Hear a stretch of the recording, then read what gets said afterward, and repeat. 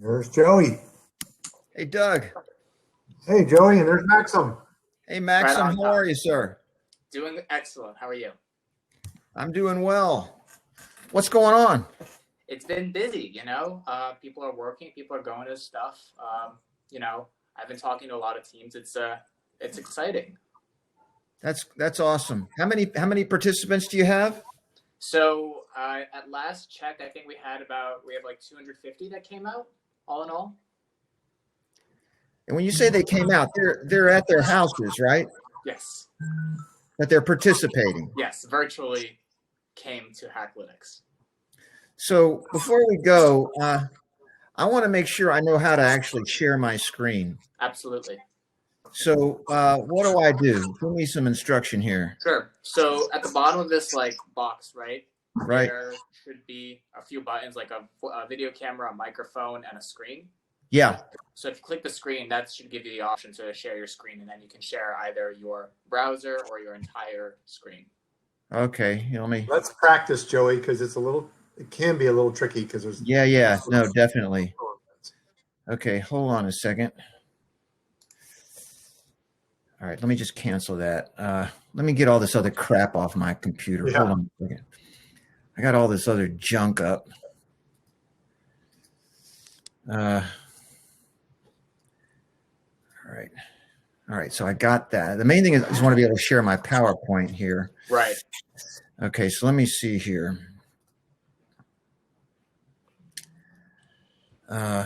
Application window. There we go. All right. So Looking good. I can see right. it. The persuasive speaker. That's it. And you can see it all? Yes. You can just leave it up if you want and go ahead and do this slideshow. Yeah. All right. All right. Yep. Going through. Boom, boom, boom. All right. Very good. We're back off a slideshow.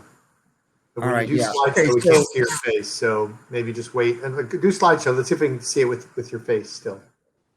What's that? Do slideshow one more time. Okay. Hold on.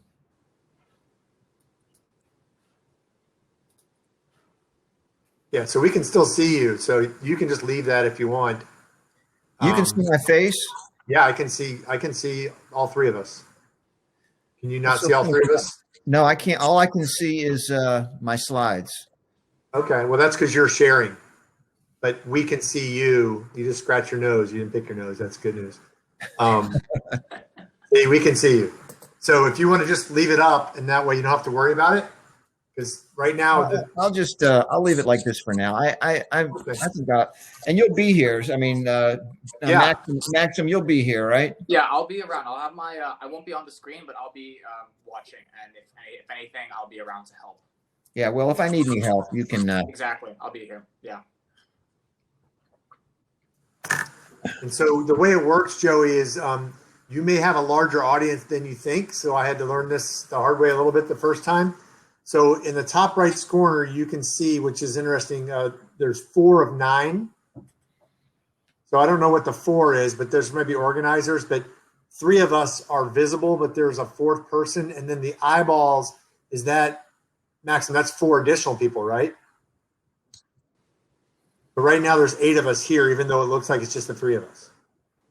All right. And so, Maxim, you sent me the names of these three teams: Stonklytics, Chang Lim's team, and then Sarab's team. Yeah. So the first one is the team. I asked them for their team names. Only the first one had a name, and then the other 2 groups, they are the people. And they all are going after different. They're not necessarily going after the same problem, right? Correct. Okay. Now that everybody's here, I'm going to get some water. I'll be back. Okay.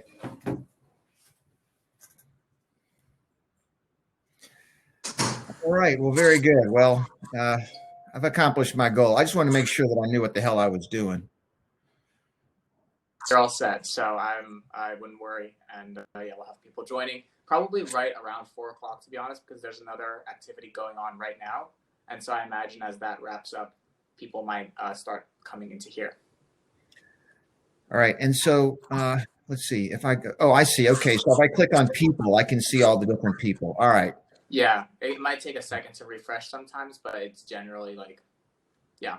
But then I would probably focus more on the chat because if people have questions as we go, they'll probably ask them there. All right. Very good. All right. Well, that's not bad. That's not bad. So, all right. Very good. We are all set. All right. Yeah. I think we're in good shape.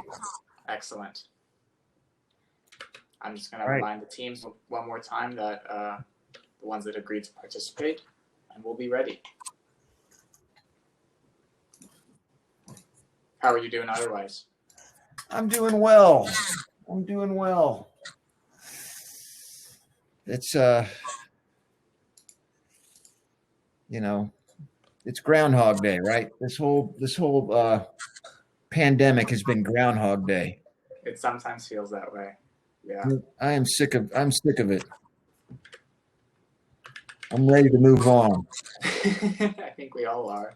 I don't think unfortunately, I guess the coronavirus is not quite ready to move on. No, not yet, but soon enough. We'll make sure of it.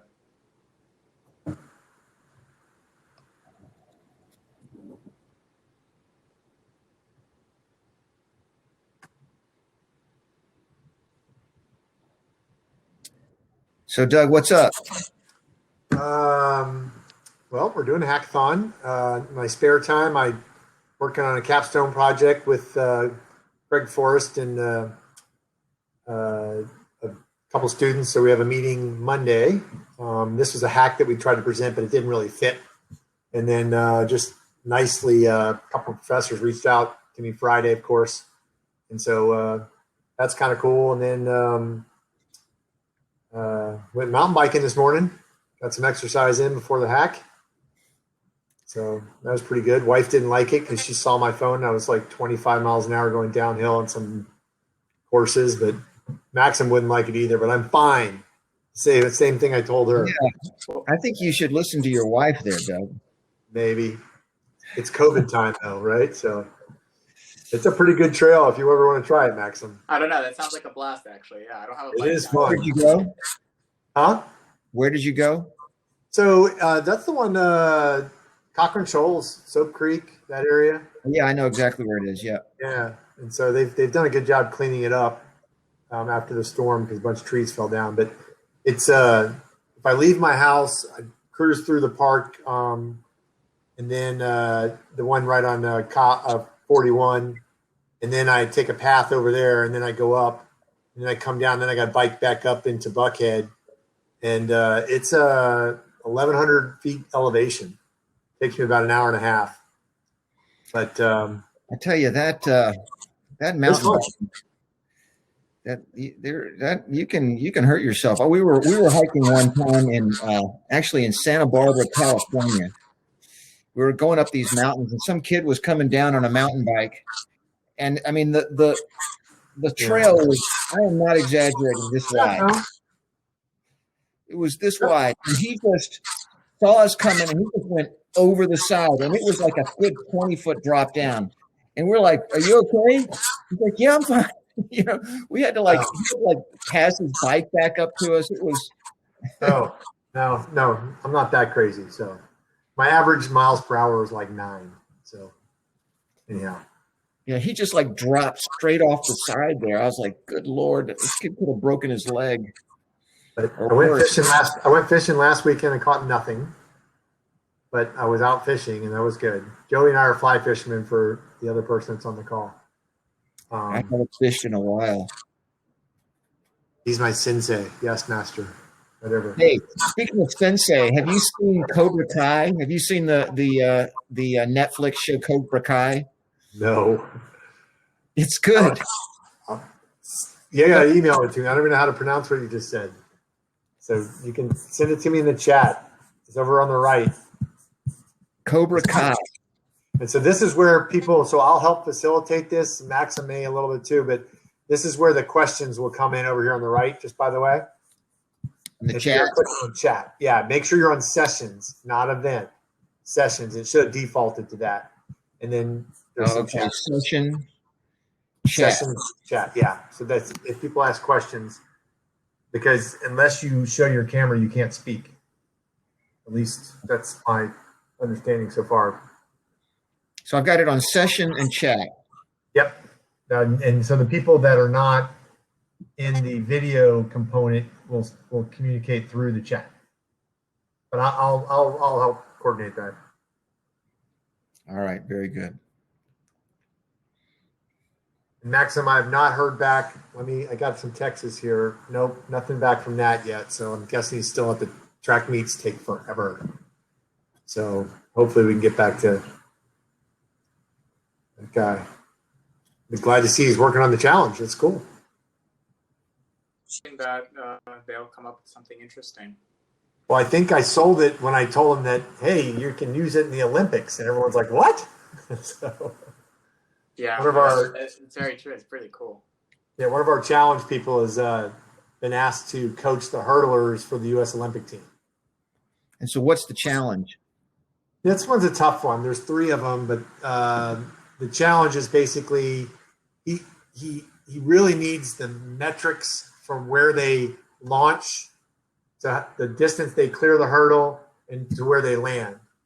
And then even optimally more, he'd like a miles per hour, like a radar gun thing, which I don't know if that's going to be doable. But so we have not great, but I had a solution like, well, I know how long the hurdle is on the ground. So if you take that metric, then you can use that to, gauge your distance proportionally with the rest of the video. So, we may need sensors or we may need, higher quality video, but a lot of people are really interested in doing it. It's something that he feels like if he could have that data, it could really help him with his coaching and optimizing his hurdlers and stuff like that. So it's a long shot because the video data extraction is complicated, but it's doable. I've seen it done. We're doing it in softball right now with 3 computer science people. We did it last year. We've got another challenge that we may bring back where we do it in football, but it's still a very leading edge technology that a lot of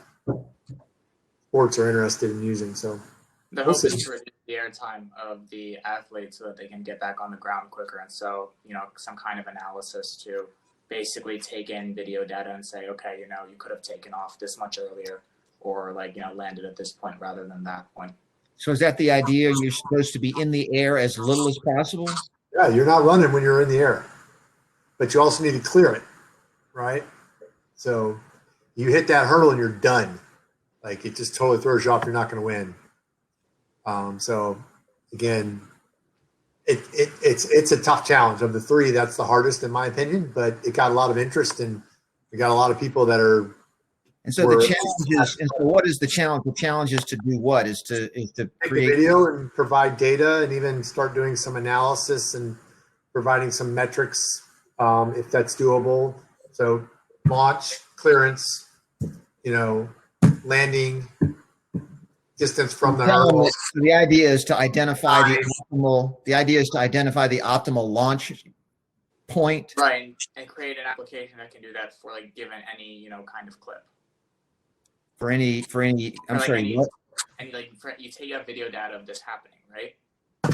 Hey, everybody who's on the call, by the way, we're just chatting. This is not part of the lecture, so please stay close. Joey's here, Maxim here. We're just chatting about one of the challenges while we're waiting for the event to start. So, why don't we do this while people are on the call? Why don't we go ahead? What we can do before we get started? What I'd like everyone to do while we're waiting to get started is go to the chat box. We're going to be talking about how to communicate about your challenge and how to communicate your solution to the judges. And so what I'd like you to do is to go to the chat box and tell me or tell us the biggest challenge associated with communicating about your challenge.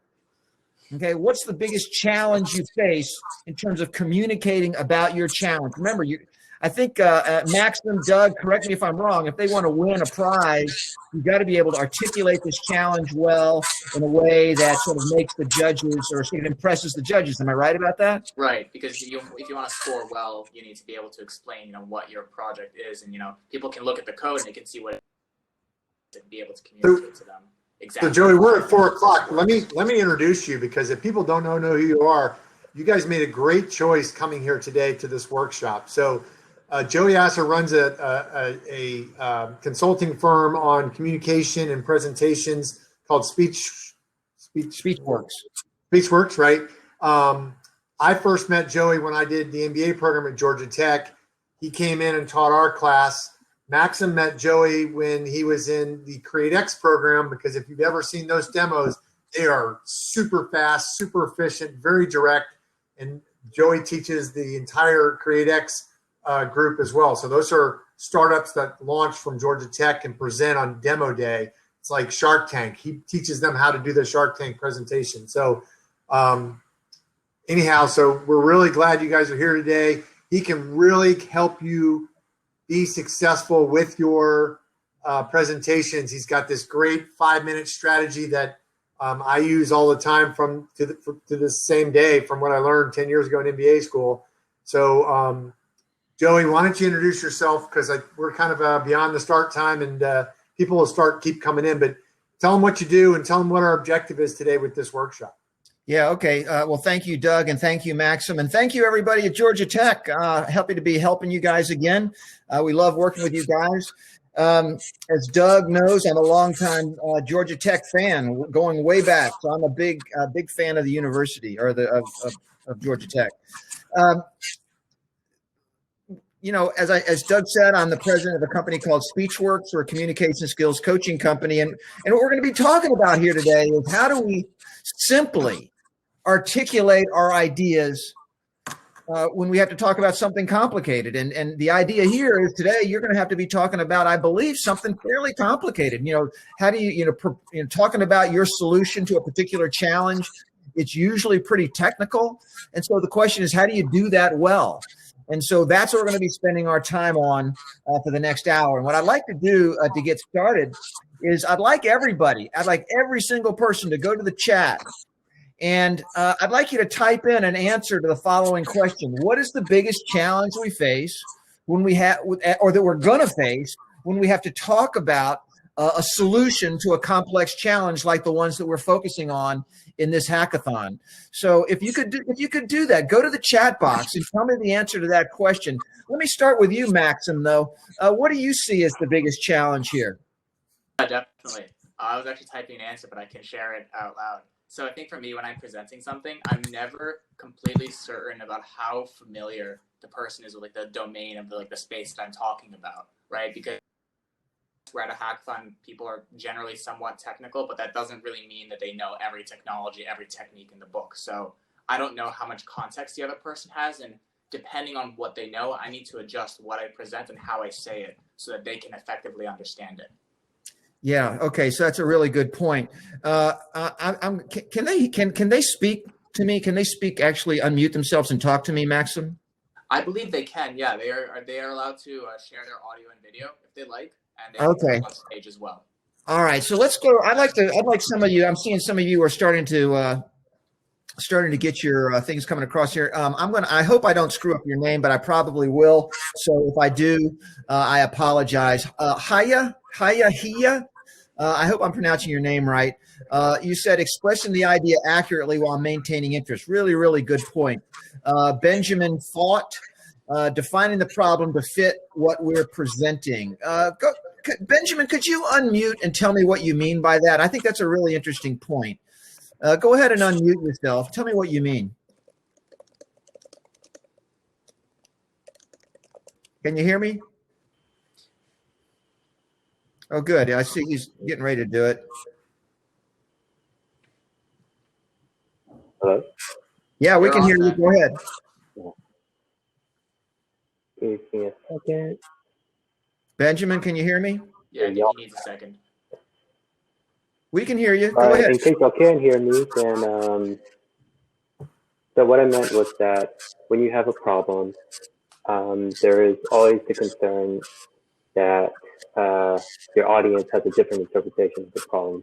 And so if they have a different interpretation of the problem, they will have their own preconceived notion of what a solution will look like. And so we need to make sure that you all are both on this, that you and the audience are on the same page as regards to what the problem is.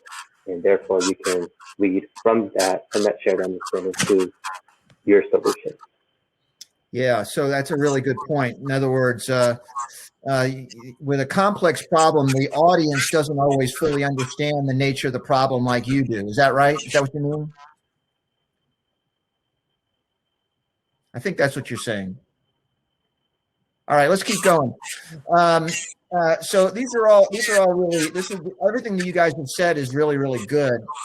We're going to talk about three things in particular as we go through. And by the way, let me go ahead and share my screen now. Hold on a second. I'm going to share my screen so you guys can see my slides. We're going to talk about three things in particular as we go through this. We're going to talk about organization. The first thing that we're going to talk about is organization. We say organize your ideas into 3 listener-centered points. Number 2, we say present in a style that connects. In other words, how you look and how you sound matter. This is an important piece. It's not just about the content. It's also about your delivery. And then the last thing that we're going to focus on is Q&A. We think that's also an important piece. I believe, Maxim, that they're going to have to answer some questions about their solutions. Is that right? Yes. Yeah, so they have to answer questions as well. So we're going to work our way through this. Now, I believe some of you, a couple of you guys have sort of volunteered to help me. Is the Hacklytics team, are you guys on? Maxim, are they on? They should be. I mean, if you guys are there, Nick, you're the one I was messaging earlier. Feel free to come on stage. You can click the share audio and video button and come join us. Yeah, hey. Feel free to bring your team on. If you click the share audio and video button, you should be able to join the stage. So are they there? Yeah, they're there. Okay, I can't see it. They're not here yet, but we're getting them on. All right. So I just want you guys to come on up, and then I'm going to get you guys to participate in just a moment. Let's start with organization. This is the fundamental structure that we should think about when we talk about organizing a message. Now, it's based on an old idea that many of you have probably heard before. The idea that every story should have a beginning, a middle, and an end. You've probably heard this before. You tell them what you're going to tell them.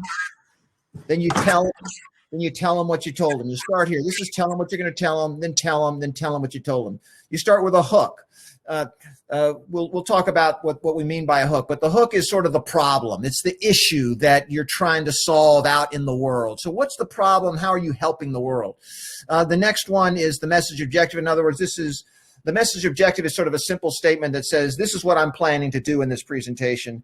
In this case, you would be saying, what I'm going to be doing is presenting a solution to this problem. And then you say there's 3 points, and then you come up with your 3 points. This is a really important piece of making something that's complicated simple, is to take your idea and put it into 3 listener-centered points. So this is the beginning, and this is really sort of the heart of the whole thing. If you can get this piece down correctly, you're going to go a long way to keeping your message nice and simple. Once you've gotten that, then you take each of your 3 points and you bring them to life with evidence, stories, examples, your explanations, whatever you want to do. But the idea here is to boil it into 3 simple points. And then you restate your message objective and your 3 points. And then you end with a wrap. You end with a call to action. So the folks from Hacklytics, give me your names. So give me your names. We haven't met yet. Hi, I think the rest of my team are coming on. I'm Nikita. We have Hia, who messaged earlier in the chat, and Rohan, who are both joining soon. Okay. All right. So Nikita, thank you for joining. So Nikita, what we're going to do is I'm putting you completely on the spot here. By the way, you can confirm that we have not conferred in advance here. There is no, we have not planned this. Yeah, this is my first time talking to you, Joey. Okay, good. All right. So Nikita, tell me, let's just start by, tell me about the problem that you guys are addressing. So the problem we're addressing is that oftentimes in the vast world of sort of social media and Reddit posts, etc., it's very hard to know what people are thinking. Unlike in things like news channels where everything is chronological, you can see what everybody's thinking. On social media, it's impossible to know what people are thinking. And for volatile things like financial markets, this can cause huge problems. So we want to know if we can predict what people are thinking and how they're feeling about the market, how they think things are going to go. So let's let's try and make that a little more concrete, just to make sure I understand that. So, give me an example. If you want to use maybe GameStop or something like that, I don't know, anything you want, but give me an example of what you mean. Yes. So let's take the GameStop example. Nobody realized what was going on until quite far down the line, and this has been problematic for everyone involved. Things like Robinhood, the app, simply couldn't cope. At least that's from what they've told us. They simply couldn't cope with the traffic. If they'd known there was traffic coming soon, they might have prepared themselves. There might have been fewer issues. People then couldn't look after their finances properly because an app shut down. And it wasn't the only one. There were several apps that shut down simply because of the unexpected traffic. Whereas if we predict, if we say significant change is coming, brace yourself, people can brace themselves and we won't suddenly have changes that cause havoc for everyone involved. So the idea here is that what you're trying to do is you're trying to predict what people are thinking about the market, Yes. As it's happening or before it's going to happen. Is that right?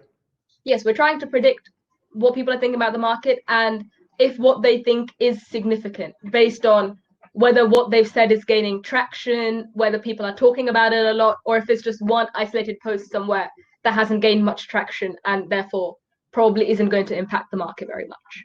And I think you've already answered this question, but I'm going to ask it anyway. And so why is this an important issue? This is an important issue because unless you prepare yourself, unless you brace yourself for change that's coming up, there will be things breaking down, like the Robinhood app that broke down. It wasn't just the one app that broke down. At least in the UK, a charity organization in Nottingham where Robin Hood, the original character, there's a charity organization dedicated to him. They started getting hate mail because of Robin Hood breaking down because of a stock market fiasco due to volatility on Reddit. And so I just want to ask a few more questions. So, and I'm assuming also the folks that could use this are all the investors that had shorted the GameStop stock, right? They could have used this as well, right? They could use it. Now, it's a question of the extent to which. So we're not saying we're going to. I should stress, we're not saying we're going to predict where the stock is going. We're going to predict if there's change coming in the stock.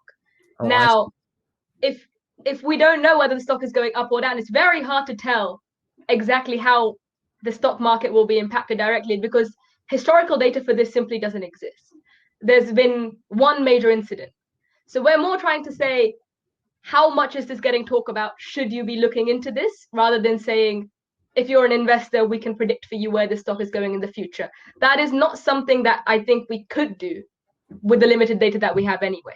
Okay, but still, if you are the short seller of the GameStop stock, you certainly would want to know if there's a lot of activity around it. A lot of people are interested in it. Yeah, I mean, they might want to know. You may not know whether it's going to go up or down, but you definitely want to know that, right? Yeah, they might want to know. Okay. All right. Well, so this is helpful. I just wanted to make sure that everybody sort of had a strong sense of what the problem is that you were focusing on. Okay. And so now what you're going to have to do if you want to win the prize is you're going to have to articulate what the problem is and your proposed solution to the problem. Is that right? Yes. Okay. All right. Very good. And so let's use yours as an example. By the way, thank you, Nikita, for volunteering. I don't know if you really volunteered. You might have been sort of cajoled into doing it, but I do appreciate you doing it. By the way, tell me, are you where are you now? Are you in Atlanta or where are you? I myself am in the UK, Cambridge, Kingdom. Here in our team, she is in the state of Georgia. She's on the call right now, but I'm not really sure where in the state of Georgia she is. And what year Georgia Tech are you? So I'm not at Georgia Tech. I'm at the University of Cambridge. Oh, I UK. see. You're just I'm- you're part of the hackathon team. Yes. Yes. I see. All right. You're at University of Cambridge. All right. Very good. All right. So very nice. So what time is it there? What is it like? It's 9 p.m., but it's early. It's not too late right now. All right. Very good. Not for a Cambridge student, right?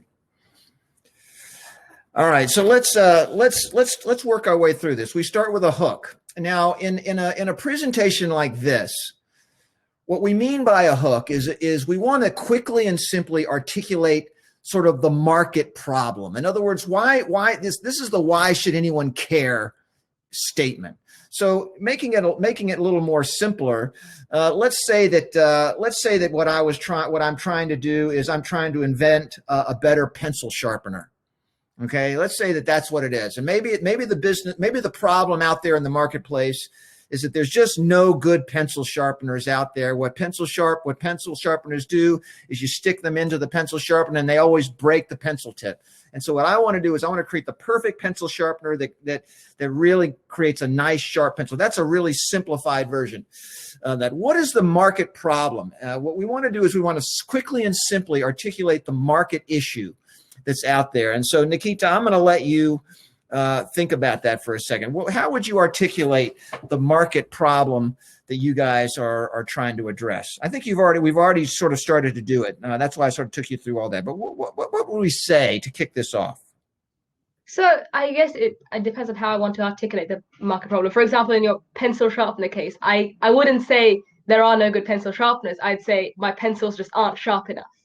And then my pencil sharpener has a much bigger market than me saying, I don't think your pencil sharpener is good enough.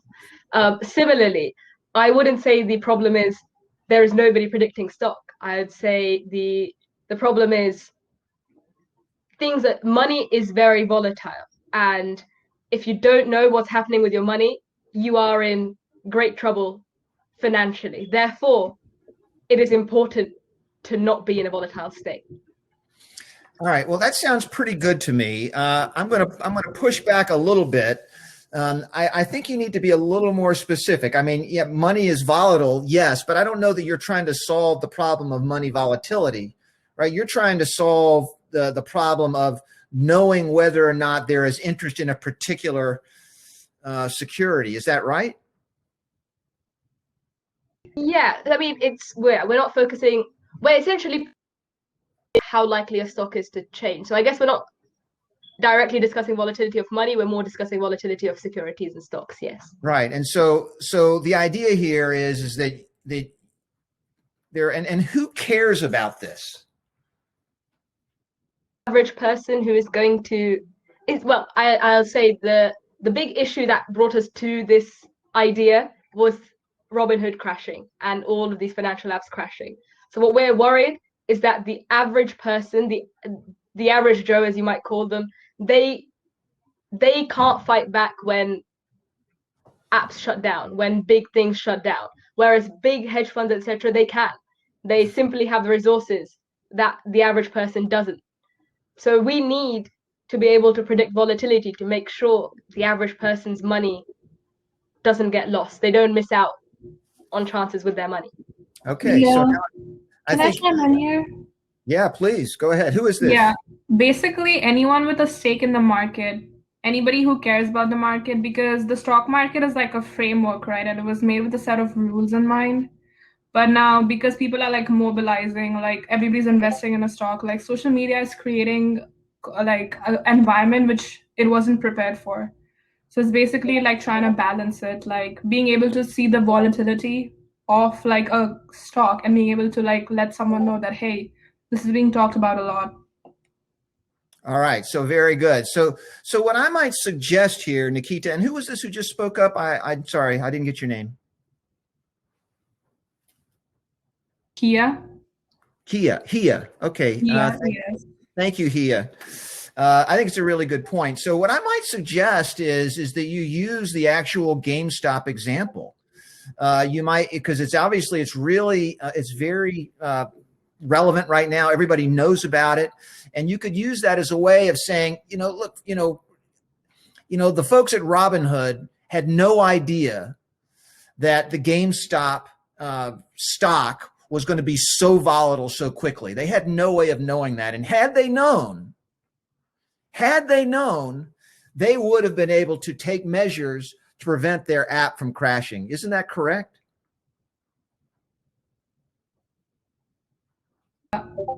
Yes. Okay.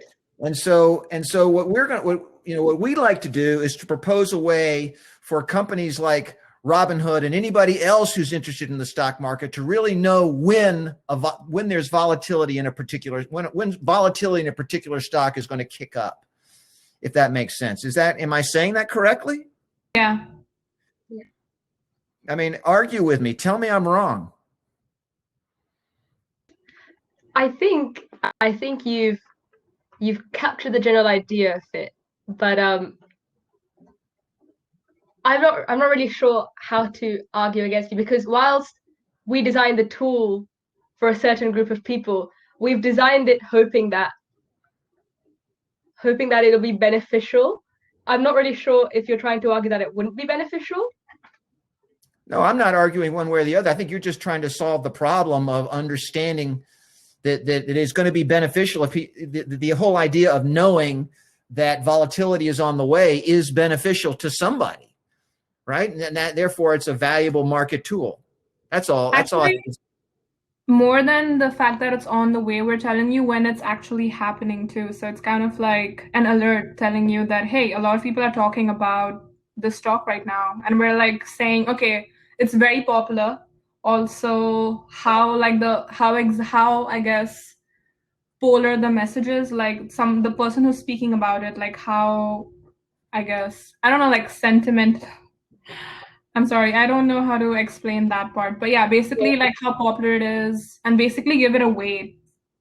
Well, so this is one of the what we're struggling here is one of the core challenges of when you're going after trying to solve the problem of giving a presentation about something like this. You have this sort of intangible problem that you're trying to make clear, and one of the key strategies for doing that is just to use an example.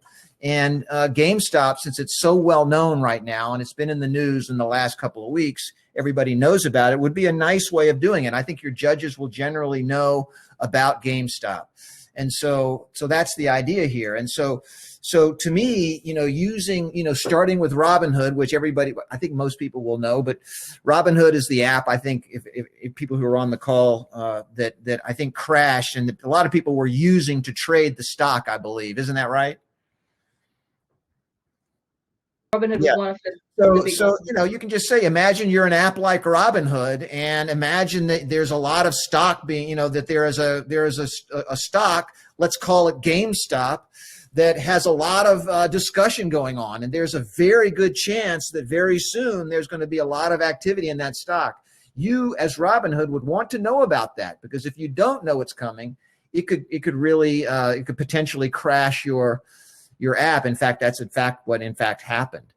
So what we're going to talk about today is a solution for knowing when there's a lot of potential activity in a particular stock, and something like that. Does that make sense? Yes, that's precisely it. Okay, so I know it took a little bit of time to get there, but this is kind of what we have to go through. We have to think about how do we simply articulate the challenge that we're focused on. I want to stop right here. I can't see the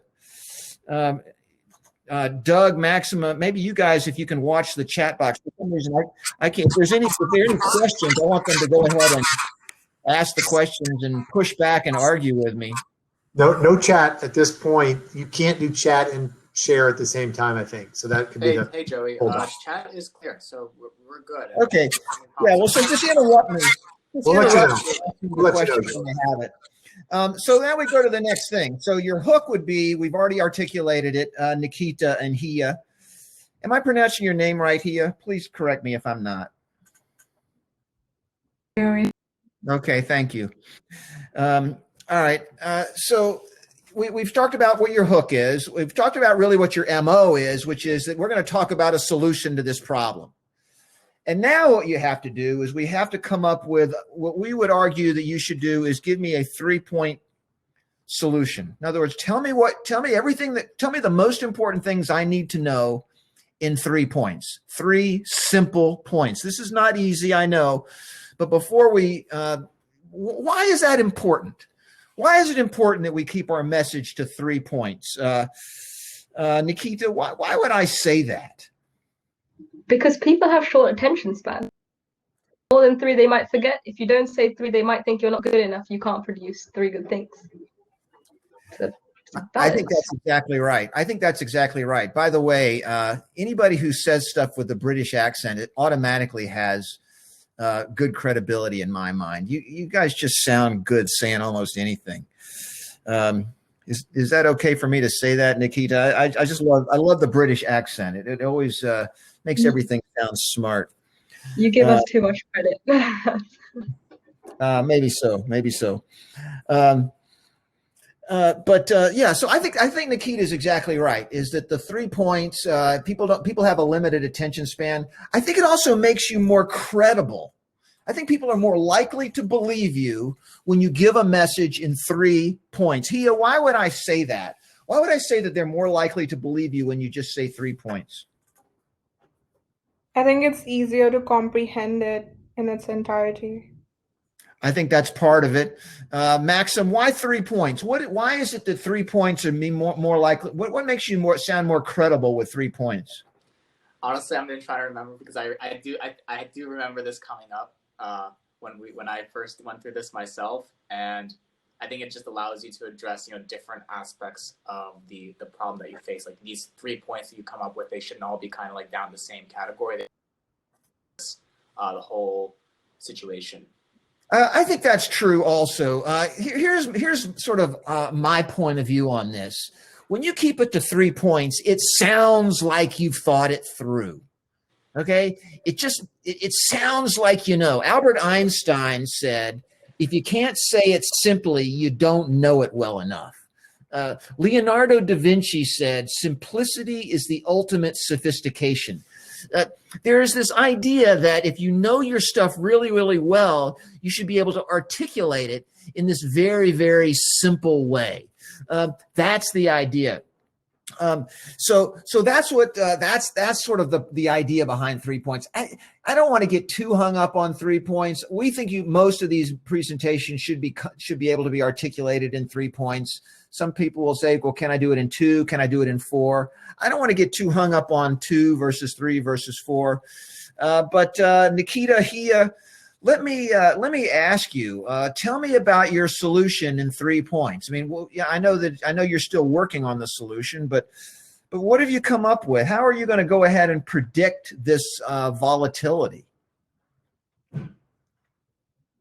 Well, if I was to sell this to you in 3 points, I'd say, firstly, our algorithm considers almost everything you'd need to consider about a social media post, whether it be the popularity of it, the sentiment within the post, the recency of the post, the engagement with the post. We'll consider it all. So you don't need to worry. So point 1 has to do with just considering elements of social media posts. Yes. Is that right? We believe we've done that really well with our algorithm. Okay. All right. What else? A second selling point I would say is we've displayed the data in a way clear, but it's also aesthetic to look at. It's not kind of boring graphs. We've made a 3D graph we designed it in a game engine. It can be run on your phone. It's somewhere that the average person will see a lot. It's on your phone. It's a nice app to look at. It's not just reams and reams of paper with lots and lots of graphs as finance is usually portrayed. Okay, so what you're saying is user-friendly reporting. Yes. Okay, nice and simple and user-friendly. Okay, very good. What would your third point be, Nikita? My third point is that the advantage is we believe it'd be accurate, it'll be useful. Social media has a lot of power, and we've seen this from the GME event. It wasn't just GameStop. There were so many other stocks that were also involved. We focus on GameStop, but we know that the power of social media exists. So we sincerely believe that what we're doing will be valuable. It's not just an exercise in trying data analysis. It's a valuable tool to use. That sounds like a really good point. So you're just sort of talking about that social media is an incredibly important way of, or is what you're saying is social media is an important lens into the marketplace. Is that right? And I think the big point is we're doing something people have not before, but that's not because it won't be successful. We're doing something people have not because people have not known looking at markets through a social media lens. Yeah. So what you're just basically saying is we're going to do this one through the social media lens. We're going to measure various elements of social media, and then we're going to provide user-friendly reporting, if I understand that correctly. Personally, those would be my 3 selling points if I was to try to sell this. Kia, what do you think? I mean, I'm assuming y'all are on the same team? Yes. Okay. What do you think, Hia? Would you articulate it any differently? Yeah, I think what I would also say is that this is something that another company is doing. Like this company called ThinkNum came up with basically like essentially almost what we're doing, but it's like you have to pay for it, but we're doing it for free. And so not only like people who are shorting stocks or who have like a lot of money invested in this, but just anybody else can also have access to it. So it's, level playing field. Like it's not just one person or like a few people with like all the information, but like a lot more people can have access to something that's, as we have seen, become really important. Yes, the other company isn't doing exactly what we're doing. They are simply listing how often things get mentioned on Reddit. And we don't think that satisfies the first selling point that we have, which is we don't think it valuably depicts data. Simply Okay. listing. Sorry. Yeah, but I mean, Hia, it sounds to me like what you're saying is, though, a variation. I mean, the very fact that another company is starting to do it is a validation that this is a smart idea. I mean, you're just doing it, you think, in a more robust way, right? Yeah. Okay. Well, but my only thing, I think these are 3 really good points. The only thing that I might argue with you guys a little bit is the order. I would suggest you put what you had as the 3rd one first, just because that's sort of the big picture. What you're just basically saying is social media is an important lens into the market, is an important and often ignored lens into the market. I think that's what you're saying. Isn't that right, Kia and Nikita? Okay, so then I would have you say social media is an important and often ignored lens into the market. Number 2, we're going to measure a robust number of elements. Our algorithm measures a robust number of elements of social media, and we have user-friendly reporting. Does that make sense? And I obviously this is your thing, so don't do it because I told you to do it. I'm just thinking about the big picture is just to let your audience know that social media has been this ignored element. That's why you're starting. That sort of introduces the idea, gets them into the ballpark. At least to me, that seems like the first stop in the storyline. Does that make sense? Yeah, it does.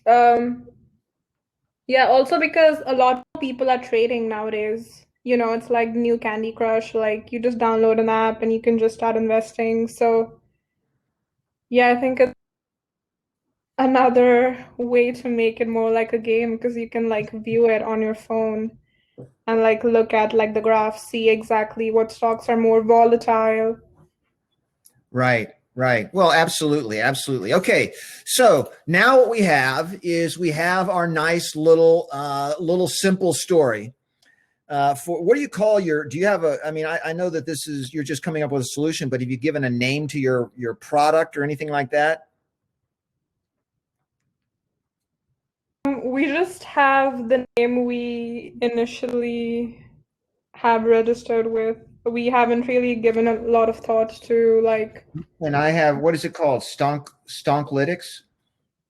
Yes. What is that? What does that A mean? massive of analytics, but also stonk is a common term used on social media, and it kind of reaches out to a younger audience more because it's the kind of terminology people on Reddit would use to talk about stocks. So What is stonk? STONK, right? Stonk. it's stock, but spelt differently just because people like to be different on the internet. So that's why it appeals to people on the internet more. It essentially, if I could call it stocklytics, and it would suddenly appeal to a different, more professional audience. I get it. Okay. All right. I mean, I'm not a total Luddite. I think it's good. I think it's cool. So so we're going to call your app Stonklytics just for our purposes. So now what we have is we've got a nice little storyline here.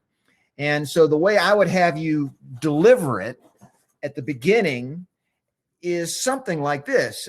You would say, you might say something like this. So imagine that you are an app called Robinhood, and you want to know whether or not there are any particular stocks out there that have the potential to have a very heavy amount of trading that could potentially crash your app. For example, you might want to know that there are a lot of people talking about GameStop and want to know that there might be a lot of volatility in that app so that you could take actions to prevent all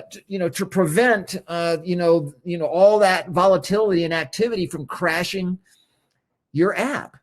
Well, Stonklytics actually has created a solution to that problem, not just as it pertains to GameStop, but also pertains to any heavy amount of activity in any particular stock, so that people in the marketplace can know it's coming and take measures to prevent it.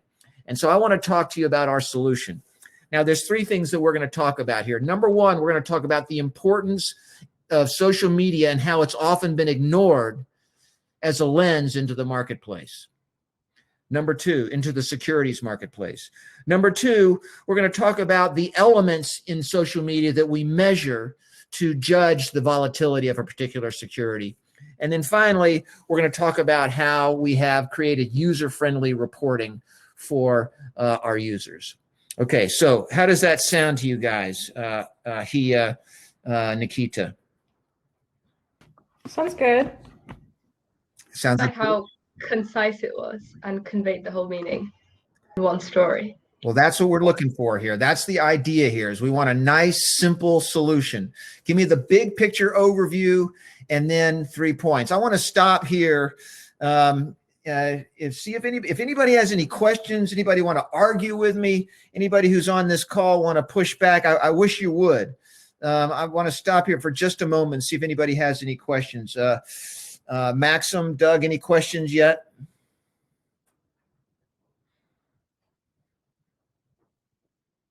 I'm scrolling back over them now, Zoe. But I agree with Nikita that it was a good way to tie it all together, and I think that's a valuable skill in terms of identifying what's your hook, what are your 3 points, and why is this impactful. And I think you can do all these things, but then the magic of it comes into when you all concisely and understandably to somebody who, whether or not they completely understand the problem or have never heard of it before, they can still get the meaning. Absolutely. And so now the next thing, well, and interrupt me, just jump in and interrupt me if anybody has any questions. So the next thing that we have to do is we have to take each of those 3 points and break them down. And so the first thing that we would do is we'd go to the first point and we'd say, so let's talk about the first point, that social media is an important but often ignored lens into securities activity. And so, Nikita, it would be up to you at this point to justify that with whatever data, whatever proof points you have to show that this is important. I'm assuming you have some data or proof about this, Nikita, here. I mean, the most obvious proof I'd show to people is if this existed before, Robinhood wouldn't have failed like it did. So that is anecdotal. I know it's not quite statistical evidence, but it is anecdotal evidence, and I think it will resonate with a lot of people, given that it was such recent news, given that we all saw it unfold on news and on social media. Well, yeah, I mean, I think the evidence is, I mean, there's plenty of data. I don't know what it depends on how you define data, but there's plenty of data to show that this is exactly what happened. That social media could have, had you been closely following what was going on social media, you would have known all of the activity around GameStop. Because, and again, I'm not one of these people that spends a bunch of time on Reddit, but had I been spending my time on Reddit and reading all of the posts around GameStop in the days and weeks leading up to the GameStop, hurricane, whatever you want to call it, the GameStop event, you would have seen a lot of activity, and it would have been an important lens into that, that was something that's going to happen. I think there's another one going on right now, isn't there? Isn't there another? There's another. I was just listening to a podcast today or yesterday about how there's a whole nother stock that the Redditors are now all fired up about. We'll tell you tomorrow if it's complete, Joey. We'll be here with the results for you. But isn't that, I'm right about that, aren't there? There's a whole nother one that they're getting all sort of torqued up about. There are a few that they've been that were building up whilst the GameStop fiasco was occurring. In the background, they were bubbling away, and they're now catching traction. Yeah. So this is, so I think that you would just cite that activity, and you could cite all the various posts and whatever on Reddit. And I'm assuming there are other message boards similar to Reddit that are like that. And then you would go to the second point. You would say, okay, and so what, our algorithm, measures all of all of these different elements in social media. And then you would have to show what you're doing there and show how you measure that, how your algorithm works. And then the third one is you say, let's talk about our user-friendly reporting. And then you would have to show the reporting and show how it's nice and user-friendly. That would be the way your presentation would roll out. Does that make sense? I think it does. Though I am curious to hear how one effectively demonstrates user-friendliness over a demo video. We've hit a block where we cannot, it's not an app that we can share for other people to download on their phones. And we've been trying to figure out how you effectively show friendliness, but it's going to be a video and they won't actually be able to use it themselves. Yeah. So what are they? But you're currently, the video is basically. Are you doing it on a PowerPoint deck or something?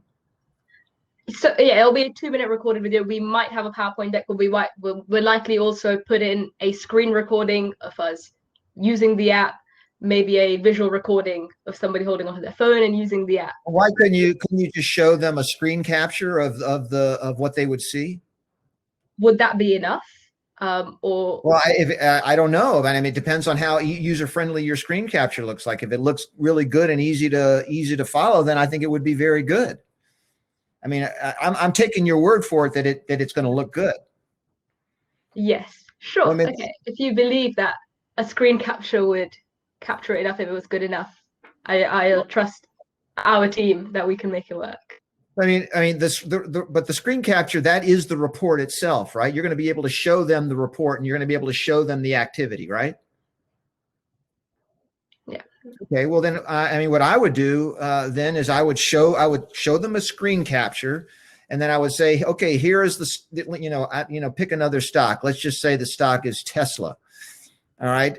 Here's Tesla, and here's all the activity around Tesla in the last week, and I'm assuming it would show me this number of mentions on Reddit, this number of mentions, and this is what the nature of what they've said and all that business. I'm assuming it will show them something like that. Is that right? Yeah, it's going to be a visualization that they can look through, and then the data that they can see on the data points as they click through the data points. Yes. Okay, well, but I think that a screen capture, I would show the screen capture, and then I would show them I would talk them through what they're seeing. Does that make sense? Yeah. Okay. I think we'll definitely give it our best shot with making sure we can convey everything on screen capture. All right, very good, very good. All right. So, and then at the very end, what I would have you do is just recap by restating your hook, just restating what the problem is, your 3 points. And then, the call to action in this case would be, we hope you'll, I don't know, in this case, you're speaking to judges. So I don't know that you're really speaking to an investor. If you were speaking to an investor, you would urge them to, talk to you more about it. I guess in this case, maybe that what you would like to do. We hope if you're interested, we hope you'll come and talk to us more about it. I don't know, Maxim, what do they want them to do? Come and talk to them at their booth or something?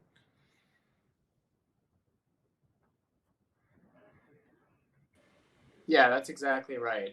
We'll have people coming to their booths, and these would be judges, not investors, right? And there was a comment in the chat as well about the presentation from Sam. I invited Sam to join the stage. I don't know if he was able to or not, but he says, wouldn't you also like to see how the user can navigate through the app? Okay, well, that's a good point. That's a good point.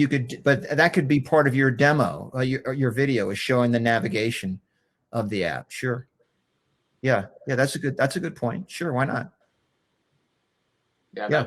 That's what we've had. All right, very good. Let's keep going here. Does anybody else have any other questions?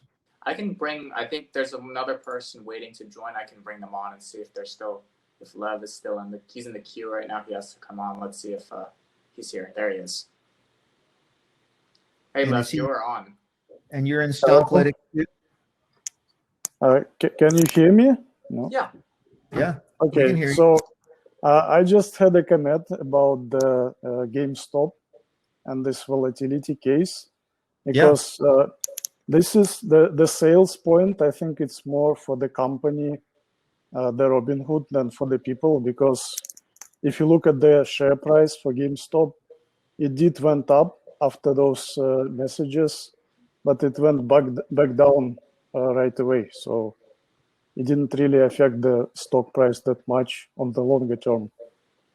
So yeah, maybe for short-term volatility it's important, but for longer term, I would argue that it wasn't such a big deal. So it's a good point. I think that what you're saying is that in terms of the immediate impact, the folks at Robinhood obviously would want to know. But I would think that if you're interested in the stock market and you're interested in a particular stock, you'd want to know if there's a lot of discussion around a particular stock, because that might drive you to figure out, well, why are they doing that? And that might indicate, once you did the research. I mean, and Nikita, tell me what you think about this, but I think that they could go back and then they could say, all this activity, maybe I should invest, or maybe I should sell it. I mean, but if you know there's all this discussion, you can see what the discussion is about, and then you can make your own decision. Is that right or not, Nikita? I would personally say what Lev said is perfectly right. It might not have term impact, but that doesn't negate the short-term volatility and the sheer chaos it caused. We're making it more resilient. Resilience doesn't necessarily have to mean we're preventing long-term stock market. We don't want to personally directly impact the stock market, but we want people to be ready for sudden changes that are coming on. Whether those sudden changes last or whether they disappear quickly, that's how the stock market works. That's for a finance advisor to tell you. But we want to be here to predict the volatility and to tell you that change is coming, brace yourself, if that makes sense. Yeah. Okay. Well, I think that makes sense. That does make sense. All right. And thank you for your comment, by the way. Let me keep going here because I'd like to talk about a few other things. Remember I said there's 3 things that we had to do. By the way, thank you, Nikita and Hia, for participating. I really appreciate it. Having us on. It's really fun. Of course. Thank you for having us. Yeah. Thank you so much. I said there were 3 things. Number 1, you had to organize your ideas into 3 listener center points. Number 2, you had to present in a style that connects. And number 3, you had to answer questions effectively. The second thing has to do with presentation and how you look and how you sound when you present it. I can't emphasize enough that this is important. All right. There are plenty of people with great ideas that present them poorly. And as a result, nobody pays attention. This is something you see all the time. And so I want to start by just start this piece. And just talking about a couple of things. This was what I'm showing now is a study that was done by a gentleman named Dr. Albert Marabi, and he was a researcher at UCLA. He studied the way that we communicate. He found out that 55% of the impression that we make is based on what he called physical presence. In other words, this is how you look and how you look. Do you look confident? Are you making good eye contact? 55% of the impression you make is based on just how you look. 38% is based on how you sound. In other words, do you sound confident? Do you sound like you know what you're talking about? Do you sound enthusiastic? That leaves only 7%. Maxim, what is the 7%? If 55% is how you look, 38% is how you sound. Maxim, what's the 7%? Could you repeat the 55%? 55% is how you look. 38% is how you sound. What is the 7%? This is the impression that you make when you communicate. So 55% of the impression you make is how you look. 38% of the impression you make is how you sound. That leaves 7%. That would be just, with the actual presentation. Yeah, it's the content itself. It's the content itself. In other words, according to this study, only 7% of the impression you make is based on what you actually say. Now, I don't want you to I want you to take this with a little bit of grain of salt here.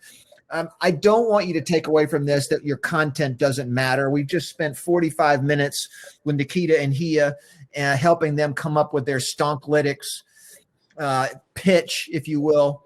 And the content, of course, does matter. But I like to cite this study just for the simple idea that how you look and how you sound matter too.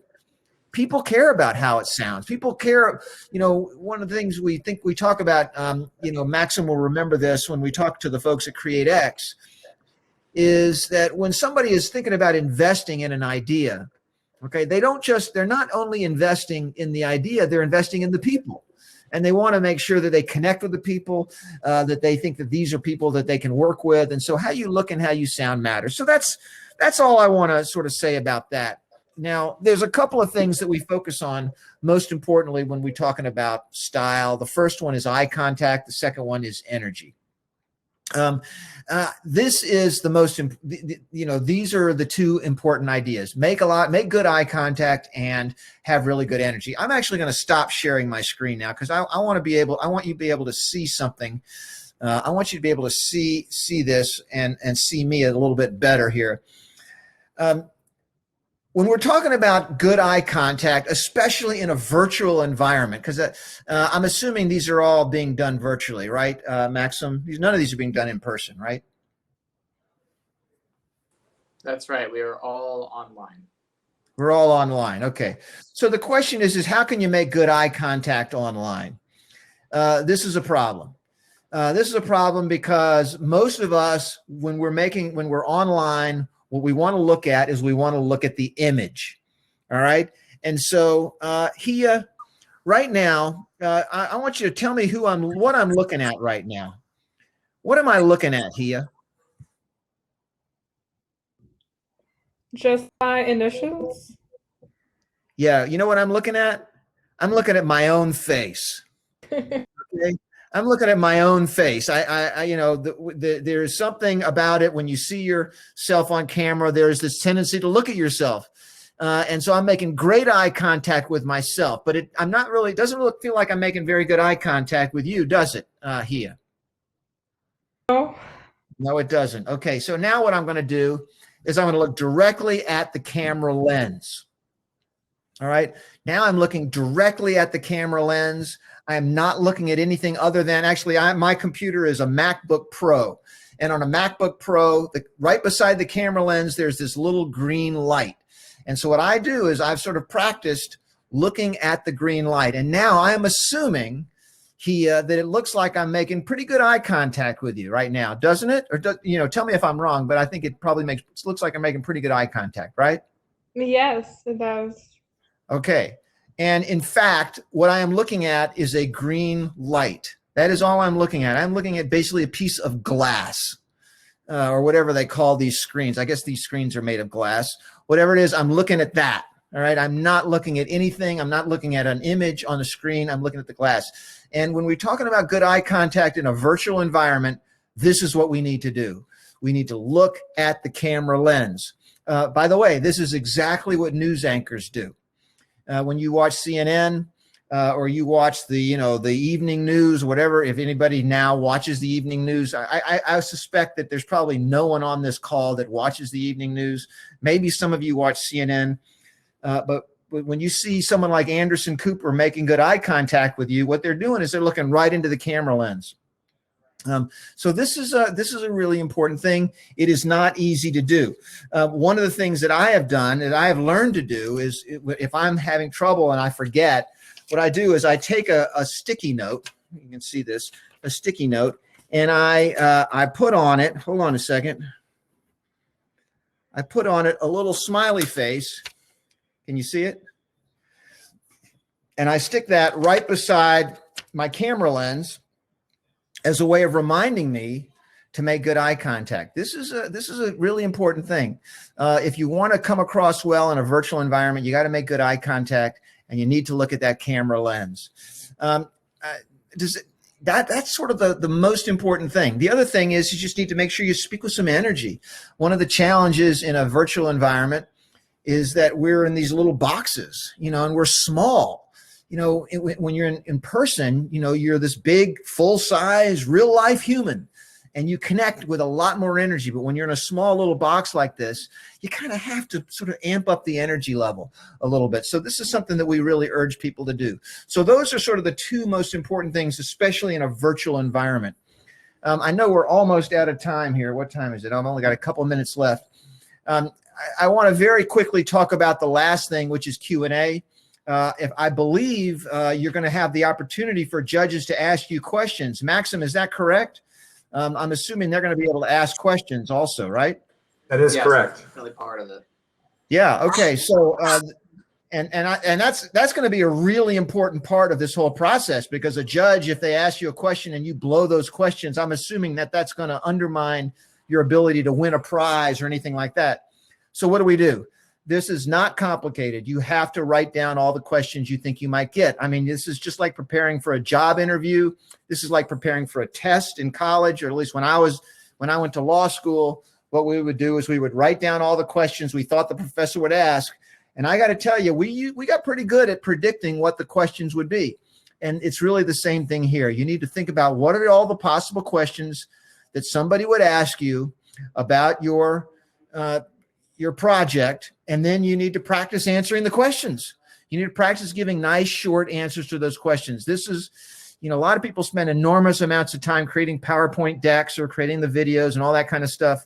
But if you blow the questions and you have a beautiful PowerPoint deck, people are going to think your presentation was not good. So you need to make sure you answer those questions well. And the way you do that is you got to prepare for them.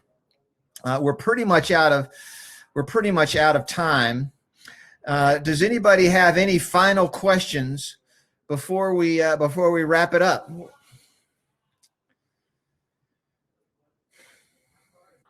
Not seeing anything on chat, Joey. Join the stage and ask your question if you have any. We still have a good amount of people who've been watching and learning, and so I hope that this was very helpful. I've been through this. I really thought I took a lot away from it. So. Yeah, I think it's going to be very helpful when people are thinking about their pitches for tomorrow's expo. All right. Well, first of all, thank you all for having me. I love working with you guys. I love all these types of programs. This is one of the things why Georgia Tech is such a great school, because they have things like this Hacklytics program and all the other programs that I've had the opportunity to get involved in. So thank you, Maxim, for inviting me. Thank you, Doug, for inviting me. And thank you, Nikita and Hia, for allowing me to put you on the spot. I thought you did a really great job. Thank you for helping us. Yeah, thank you so much. It'll be really valuable for a presentation. Yeah, it was. See you later. All right. Thank you all very much. Enjoy the rest of your hacking. Awesome. All right, Joey. Thanks. We had a lot of people on there. I thought it went really well. There's still some people hanging on. So I'm sorry, my power went out and I'm was struggling. So that's where I disappeared. So I don't feel like I abandoned you. Your power went out? Yes. My wife wants us to buy a generator and they're like 10 grand. And I'm like, no, And I'm like, oh, well, I'll look back into it. So we have a generator, but it's one of those. It's not the whole house generator. It keeps like the Fridge. fridge Internet. going and some lights on, things like that. All right. All right, Joey. Thank you so much. All right, thank you. This was fun. Yeah, no, I appreciate it. I thought I'm what a glad. listen. It was very interesting too. I think. Yeah, I was taking notes. It's like NBA school all over again. All right.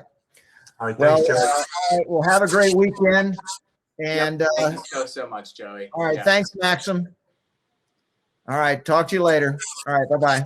See you.